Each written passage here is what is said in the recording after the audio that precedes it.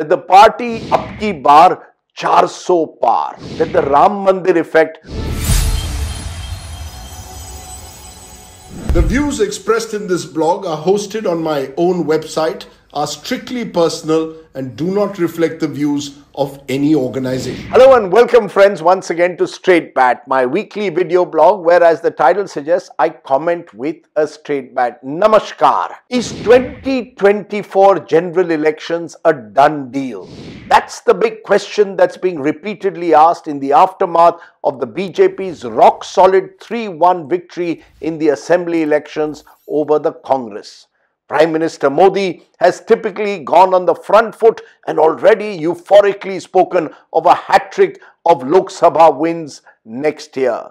The BJP has picked up the cue from the Prime Minister, and some leaders are even talking now of ab ki baar 400 par. The BJP has mastered the art of psychological warfare in politics, ensuring that their opponents are often intimidated even before the battle has truly begun. Which brings me to the original question. Is 2024 a done deal?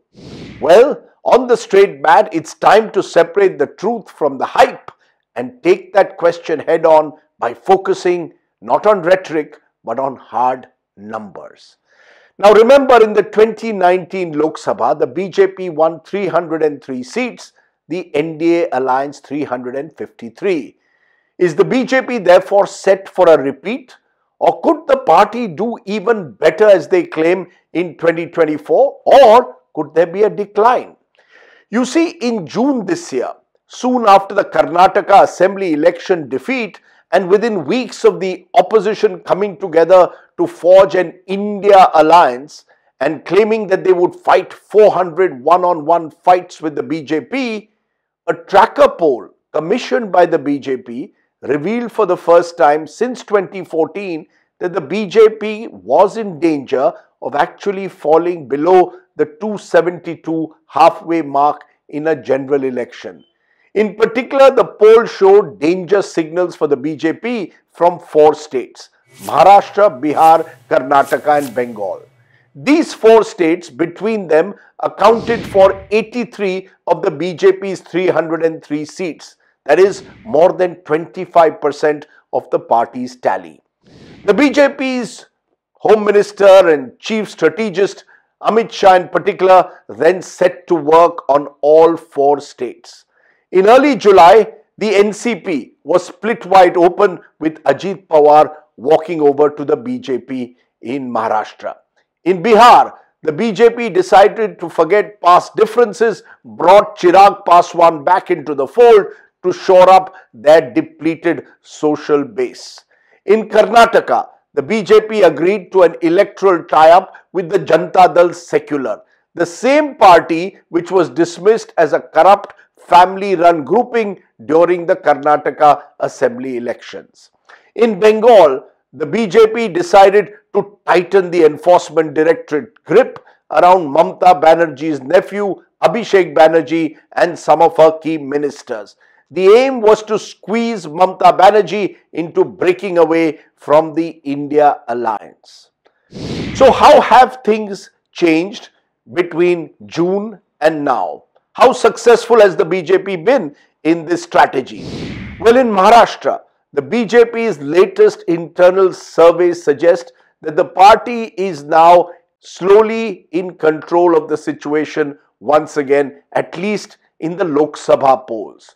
In Bihar, the BJP is less certain, especially after Nitish Kumar's caste survey plank, but is banking still on Mr. Modi and his undoubted appeal particularly to OBC communities in Bihar.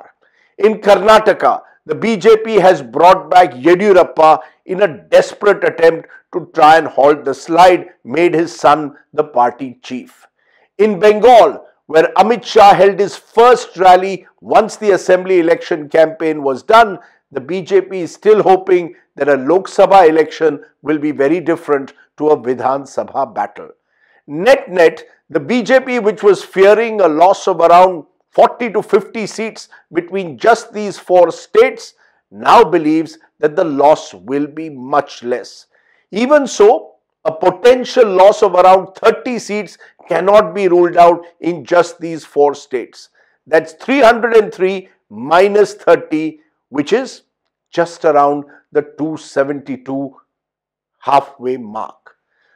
How does the victory that the BJP has achieved in Madhya Pradesh, Chhattisgarh and Rajasthan change that? Well, the BJP in 2019, remember, won 62 of the 65 Lok Sabha seats in just these 3 states. The Congress won only 3. If the Vidhan Sabha results were to be repeated in the Lok Sabha, then the BJP would win 46 seats, down 16 compared to 2019. But the BJP is, and some would say justly so, confident that the Modi factor will ensure an even better performance in the Lok Sabha. Remember, in 2019, there was the Balakot effect during the Lok Sabha elections.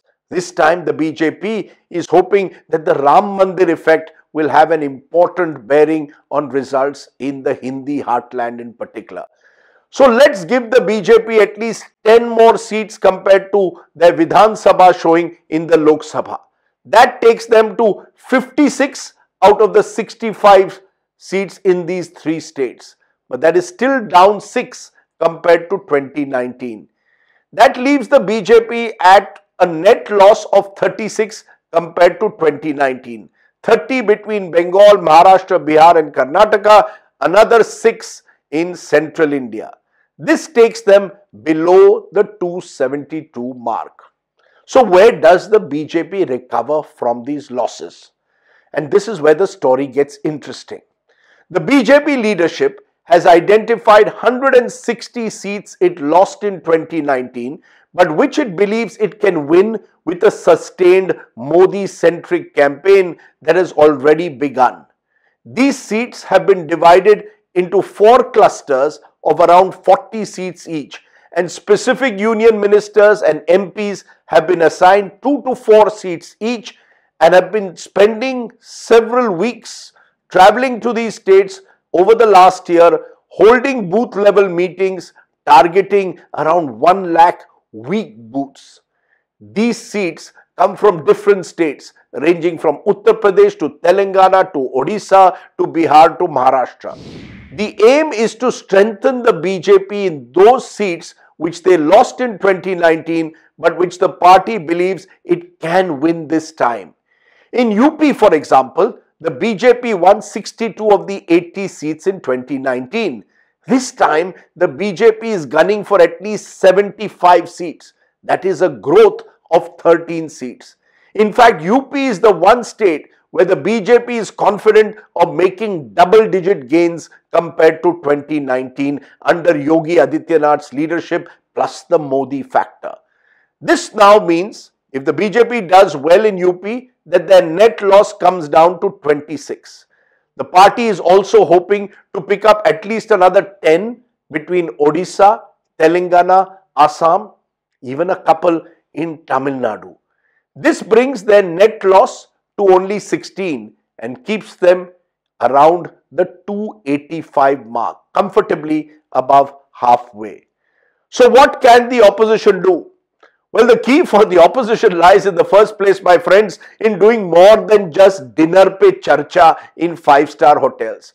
At the moment, the India alliance doesn't seem to have a strategy, a plan of action or a charismatic leader, or dare I say even the hunger of someone capable of taking on Mr. Modi. What therefore the India alliance has to really do is first at least come to a broad agreement on seat sharing. If, for example, the Aam Aadmi Party and the Congress were to ally, then suddenly the India alliance is in play in at least 31 seats between Delhi, Punjab, Haryana, Goa and Chandigarh. The BJP won 21 of these seats in 2019. Again, if the Samajwadi Party, Congress and Mayawati were to come together in UP, they could become an arithmetically strong alliance, not just in UP, but in pockets of Madhya Pradesh, Rajasthan and maybe even Gujarat too. Again, if the Samajwadi Party, Congress and Mayawati were to come together in UP too, then they could become an arithmetically strong alliance, not just in UP, but dare one say in pockets of Madhya Pradesh and Rajasthan and Chhattisgarh too. For now, Mayawati has stayed away from the India alliance, and Akhilesh Yadav is brooding over the manner in which the Congress rejected him and went Ekla Chalo Re in Madhya Pradesh. Turn to the south, which has 130 seats. Now, the DMK Congress alliance maxed out in Tamil Nadu last time. Kerala will be divided between India allies left and Congress. Andhra will be fought between Jagan Mohan Reddy and Chandrababu Naidu, both of whom will ally with whoever forms the government at the center. So really, Telangana and Karnataka are the only potential growth states for the opposition in the south. In the west, Maharashtra is the key state for the opposition, but every indication is that the Mahavikas Aghadi will probably do better in a Vidhan Sabha election than in a Lok Sabha.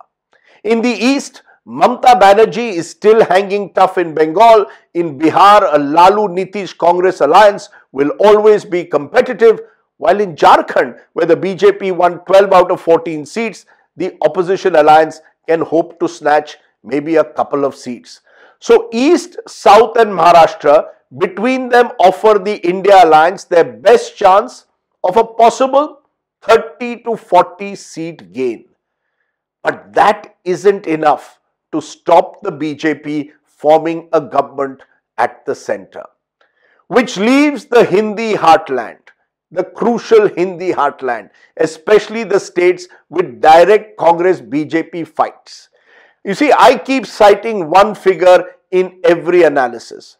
In 2019, out of the 186 direct fights between the Congress and the BJP won 171, the Congress just 15. Now, congressmen will tell you that was the Balakot effect. But the truth is that even in 2014, pre-Balakot, pre-Pulwama, the BJP won 162 of these direct fights, the Congress just 24. So unless the Congress gets its act together in the Hindi heartland states, where it remains the principal opposition, especially in central India, there is no stopping the Modi juggernaut. But as the assembly elections have just shown, the Congress is still second best here. The Gandhi family is unable to be a vote catcher in North India. This despite the fact that the vote share of the Congress remains or averages around 40% in states like MP, Rajasthan and Chhattisgarh. The fact is, only if the Congress is able to at least double its 2019 Lok Sabha tally of 52 seats, does the opposition have any real chance of pulling the BJP below the 220 mark and entering the power play. And that doesn't seem to be happening for now, with the momentum clearly with the BJP. Which is why I have to say that it will now take a massive turnaround for the opposition to stop the Modi hat-trick. The BJP may not be close to 400 as they may propagate, but they are still clearly poised to be well above the 272 mark on their own. Don't also forget potential allies for the BJP post-poll like a Biju Janata Dal or a Jagan Mohan Reddy in case the party is falling short of the magic mark. Nothing, my friends, is a done deal in politics, especially in a country as turbulent as India. But you have to say this, and I reiterate, Narendra Modi is odds-on favorite to become the first Prime Minister since Jawaharlal Nehru to win 3 consecutive terms. Think about it. That was the Straight Bat. Do of course subscribe to my YouTube channel for many more such videos. For now, stay well, stay safe. Jai Hind, Namaskar.